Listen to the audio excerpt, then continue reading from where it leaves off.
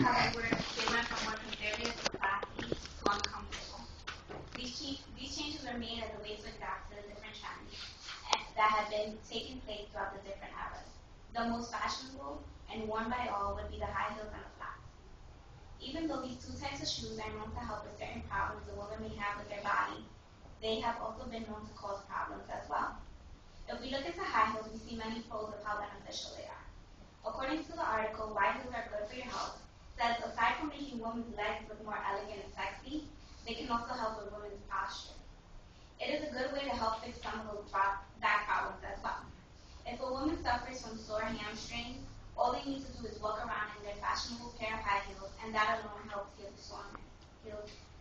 the soreness. Aside from that, it is something that helps make a fashion statement.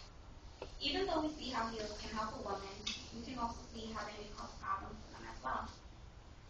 If one is inexperienced with how to walk in heels, it can cause a fracture in your bones. You may trip. They can bring back pain and knee pain if a lot of weight is being supported on them, and the woman herself isn't accustomed to it.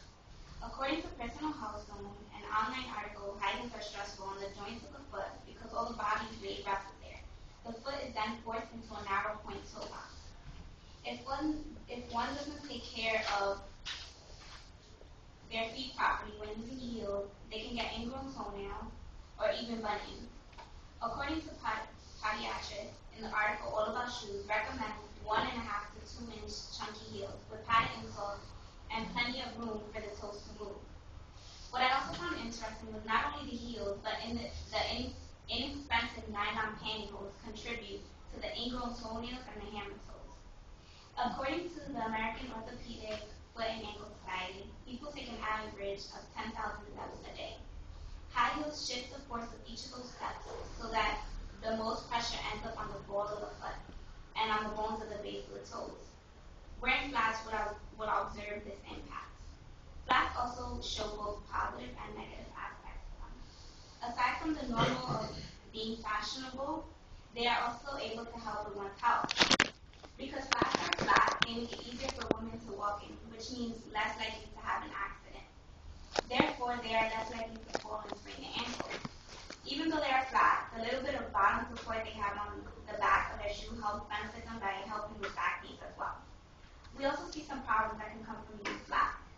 Flats can cause one's foot to roll inward, pulling ligaments apart and causing shooting pains along the bottom of the feet.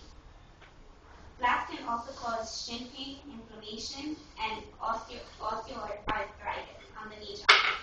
It may cause bunions and back pain itself because it is almost the same as walking barefoot. According to a study conducted by Dr. D. Cassie, a professor of physical medicine and rehabilitation at the University of Virginia, found that walking close to barefoot causes an increase in pressure on the knee joint, causing osteoarthritis. Osteoarthritis is the breakdown of the cartilages near joints, which can lead to bone rubbing on bone causing pain. The feet aren't designed to work in either one. The ideal heel size is around an inch. We see how it is said it hurts to look beautiful. Well, now we know why. Fashion does have its ups, but with that comes its downs. They have an impact on not only our style and the way we present ourselves, but it also affects our health to some standards that a lot of people were left unaware. No me grabas. Oíste.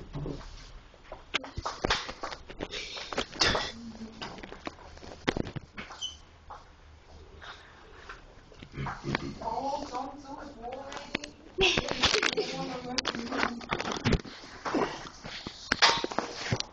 Good afternoon, class. How many of you have had the 24-hour virus? Yeah, mostly everyone says, I have the stomach pains, I must have that virus.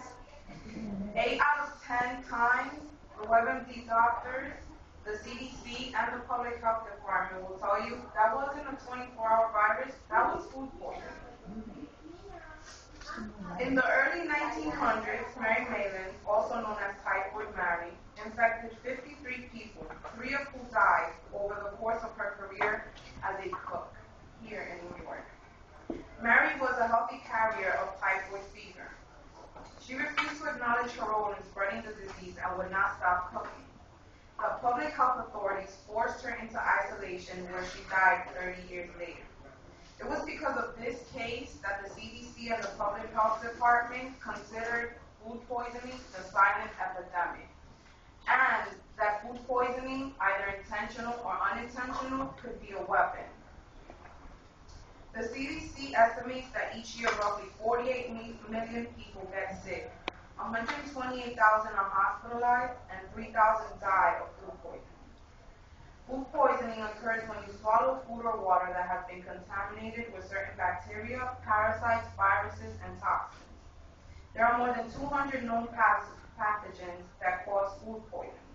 Today I will inform you what food poisoning is, then I will discuss how it is caused, and finally I will discuss what are the symptoms and how it can be prevented. Bacteria and viruses are one of the common causes of food poisoning. Bacteria and viruses are, you can say they are about 7 out of 10 times maybe, because there are other causes of food poisoning, but those are the ones that cause the most common food poisonings here in the United States. Most of them are like Salmonella, the norovirus, Campylobacter, E. coli, Listeria, and Colostrum pharyngeus. Salmonella can be found in contaminated eggs, poultry, meat, unpasteurized milk, or cheese, contaminated raw fruits and vegetables, spices, and nuts. The norovirus is found in produce, shellfish, ready-to-eat foods touched by infected food or any other foods contaminated with vomit and feces from an infected person. Because you'd be surprised how many people don't wash their hands after using the mouth. Campylobacter is found in raw and undercooked poultry, unpasteurized milk, and contaminated water. E. coli is found in contaminated foods like ground beef, unpasteurized raw milk and juice, soft cheeses made from raw milk, and raw fruits and vegetables. Listeria is found in ready-to-eat deli meats, hot dogs, refrigerated meats, breads, unpasteurized milk, dairy products, soft cheese, refrigerated smoked seafood, and raw sprouts. And Colostrum pharyngeus is found in beef, poultry, and gravy. Another common cause of food poisoning is parasites. Parasites are organisms that go into your body and take nourishment and protection from your body. Those can be passed along from person to person, but it can be found in water and soil. The most common parasites are roundworms, tapeworms, and protozoa. Mold toxin contaminants are also a common cause of food poisoning. The vegetables we eat, some of them are sprayed with pesticides to keep the insects from pooping on them. So, and some animals that we eat those vegetables, and that's how we get sick. So those are found in stuff like corn, things that grow in the soil, in farms. There are some mold that people can eat that is safe to eat, but mold that you shouldn't eat are mold on bacon, hot dogs, refrigerated food, soft grain pasta, soft cheese, yogurt, sour cream. Yeah, gross. So, but how do you know if you have food poisoning? Here are the symptoms. And most of them, it depends on the food poisoning that you get. And but they start violently. Diarrhea, vomiting, nausea, cramps, and weakness. Anyone having diarrhea lasting more than 24 hours should consult a healthcare provider. Because if you don't treat the food poisoning, you just better go away. In most cases, you're all right. You'll be fine. Just drink plenty of fluids. But some of these food poisoning can lead to kidney failure, chronic arthritis, brain and nerve damage, and death. How can we prevent food poisoning? Practice good hygiene. Thoroughly wash your hands with soap and water. And I'm not talking about, soap. No. Because the kind of soap you use does not matter. It can be bar, liquid, foam, it doesn't matter as long as you take your time to wash your hands. You clean your work area where you're about to prepare the food before, after, and during your cooking food. The equipment, utensils, all of that with soap and water. Maintain safe food temperatures. I was going to actually tell you the safe food temperatures, but guess what? When you walk into your supermarket and you go buy meat, now it has a sticker. Yes, a sticker. You don't have to even remember this stuff. It has a sticker that tells you what temperature the food should be cooked in. It tells you how to handle the food.